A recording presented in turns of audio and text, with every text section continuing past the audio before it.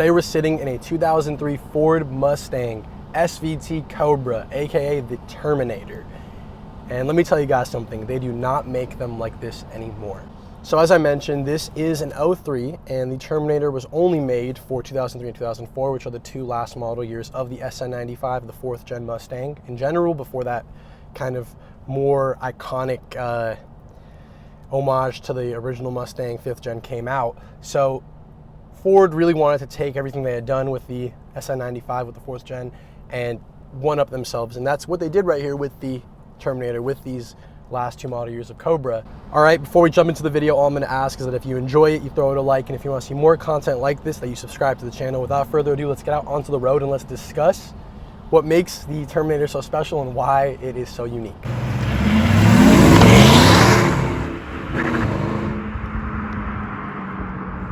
So back when this vehicle came out, Ford had a subdivision called SVT, which stood for Special Vehicle Team. Prior to that, it was called SVO, which stood for Special Vehicle Operations, and now it's referred to as Ford Performance. But back in the good old heyday of SVT, while they're churning out stuff like the SVT Lightning, they whipped up the SVT Cobra Terminator. So, what makes a Cobra a Terminator? First things first, once again, it's only made for 03 and 04, so any other model year of Cobra is not going to be the Terminator. And there is a very elusive and even more special Cobra R that was made in 2000. Only about 300 of them were produced, I think just over 300. That's a sweet, sweet vehicle, extremely rare, but not a mass-produced vehicle like this. They made over 10,000 of these Terminators, so I'm going to stick to this, and this is also a far more attainable vehicle than that R. Aside from the very elusive Cobra R, this is the best of the best, the piece de resistance of the Mustang SN95, and there's some really good, really valid reasons as to why that is, and a lot of those reasons make this both unique within the gen, but also something special and something you're not really going to find anymore in general, but definitely not within your modern Mustangs. Now, modern Mustangs are definitely superior to this vehicle, but this is raw. This has this strange kind of OG pony car nature to it, and there's good reason for that, but also some modern tech finally that kind of began to pave the way for your more or less modern day Mustangs. The SN95s in general shared an architecture with the Fox body Mustangs, and that's not a good thing. That means that calling this chassis ancient would be an understatement. I mean, just old ass architecture from the late 70s, and while they tweaked it for the SN95, they just hadn't done enough, and dynamically they were really beginning to fall apart, and they were getting their beat by the Camaro.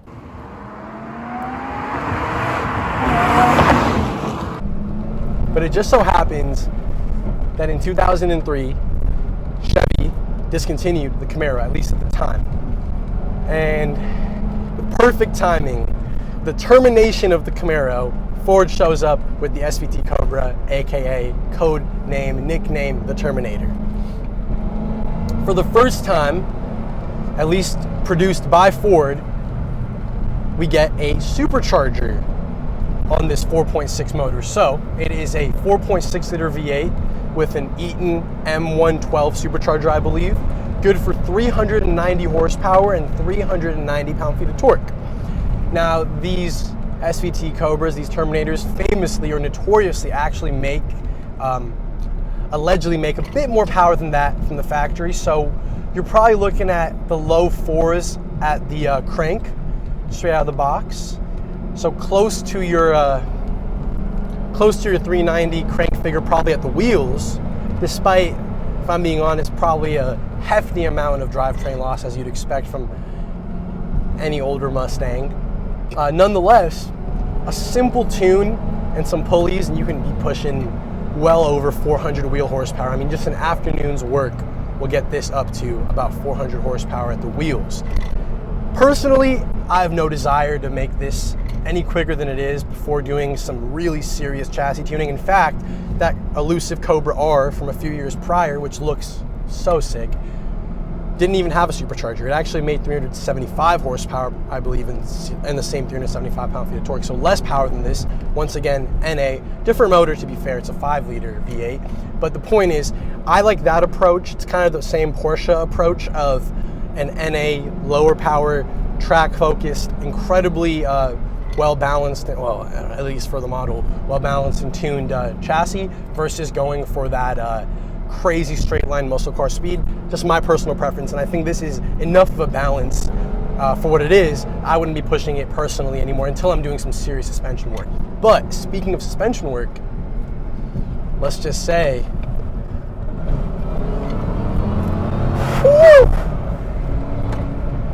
Ford did a little some trickery here with the Terminator. They threw an IRS system on the Terminator. That stands for independent rear suspension. So unlike every other SN95, you don't get a solid rear axle, you get independent rear suspension, which means far superior handling capabilities.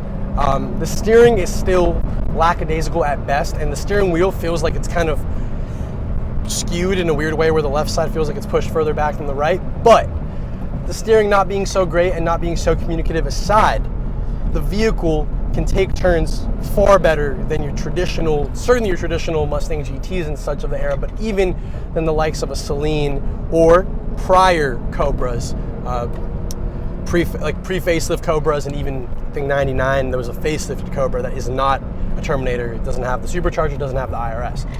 So when Ford pulled up, when SVT pulled up with this super sick Terminator model, they aimed to, kill. They threw in a Tremec 6-speed transmission, again a first for the SN95 at the time, and you can really start seeing the nature of this being a trailblazer paving the way for future Mustangs.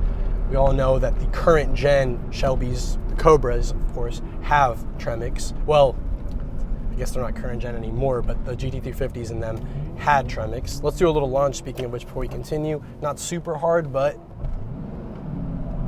okay. Wow, oh my God. Top end, that blower really pulls you. You feel that power, especially over about 4K, 4,500. You get closer to that peak horsepower and it just takes off. I've driven a Celine that's naturally aspirated with this exact same motor, and what you notice, well, low down you don't notice a whole heck of a lot of difference. Under about 4,500, this feels a little bit quicker. This also has been re-geared. The only mod, this specific vehicle only has 24,000 miles, and the only mod it has is 373 gears in the back, so it does rev a little more freely than your otherwise stock Cobra would, but you don't notice a whole lot of difference compared to a GT or a Celine, again, for example, an S281. Below 45, but over 45, that blower just kicks you back. Let's see if we have a little, like, woo! It feels like you're gonna take off, and that sound. So the exhaust sound isn't the most incredible. It's certainly nothing compared to the likes of your modern Mustangs. That flat plane crank in the, I guess, again, now outgoing Shelbys is just sensational sound, but the blower sound from this, it's kind of Hellcat-ish, and it's really, really sweet. But back to what I was saying, they threw a Tremec 6-speed in here, straight out of the current gen, same gen I should say, Z06, so that would be a C5 Z06. So they really wanted to give you that American muscle peak performance, and these actually came in quite a bit less expensive than those Z06s. I want to say $10,000, $12,000 less at the time. These were actually just about $30,000 new back in 03 and 04, which is about the same price you're going to pay for a nice one today. Of course, a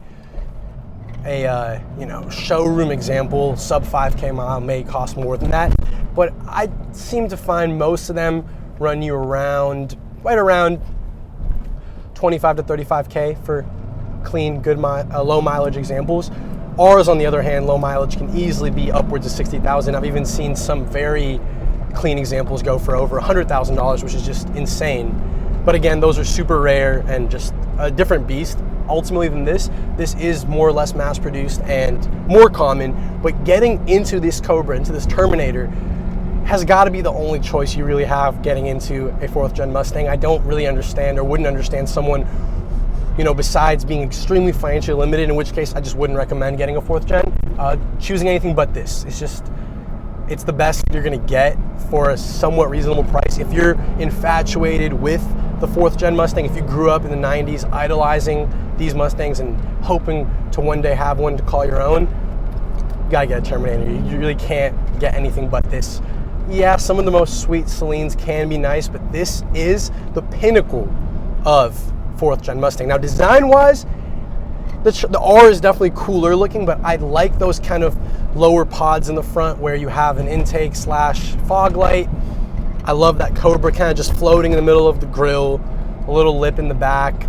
You know, you get a bit more poke from the IRS, so the wheel is kind of outset a bit more. It looks a little more aggressive. Surely some lowering springs would help, but I understand people not wanting to mess with this original transmission, this original suspension. You got Bilstein shocks already. You have a pretty decent setup compared to, definitely compared to your traditional Mustang, and it's not too bad. It's held up clearly through the years. But the main thing I want to say is the look is pretty aggressive. It looks about as good, I think, and as clean as a 4th gen's ever going to look. Again, with the exception of that R.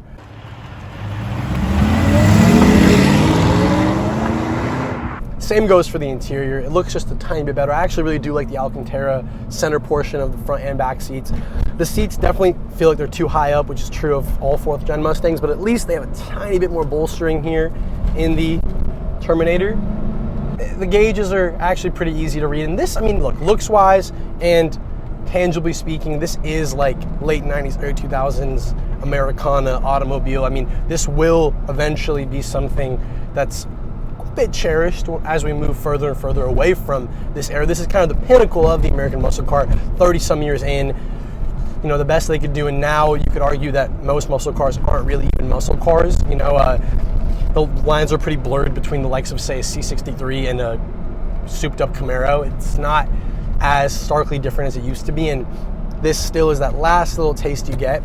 This particular car has been kept very nice on the inside. Still a crappy Mustang interior, but it at least, again, you see the Cobra on your steering wheel feel a little better than the average guy in his Mustang. And you get that supercharger whine. Woo!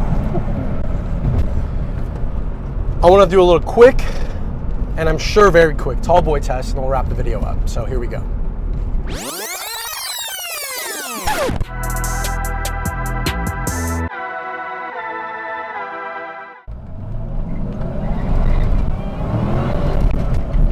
Losing traction through the first gears, but it picks up pretty impressively. And I think I'm surprised at the speed that I look down on. You know, if the speedo is accurate, I'm surprised seeing those numbers. It actually almost doesn't feel quite as fast, although it's quite dramatic, and you could feel that rear end still struggling. It's far from a perfect rear end, and that's kind of the main point of this Mustang. It's still very far from a perfect machine. It's very much so an imperfect machine. But if you're looking at a 4th gen Mustang, this is again about as good as it's going to get, with the exception of the Cobra R. It's still a Mustang. It still has all its flaws. It still doesn't have that good of handling. It still has pretty bad steering. The rear end still shudders even though it has an IRS. It's not perfect, and you could do work to make this better. This would be a really good place to start, but you're gonna pay pretty close to original early 2000s MSRP for one still today, which is a good sign in the sense of an investment, but quite a lot of money, and more than probably a 5-year-old 6th gen Mustang GT is gonna run you, and that's certainly a superior vehicle. Just doesn't have the charm and the flaws this has. And again, that's why this is just so special, and why it's, again, for its flaws and its Mustang innovations, something very special.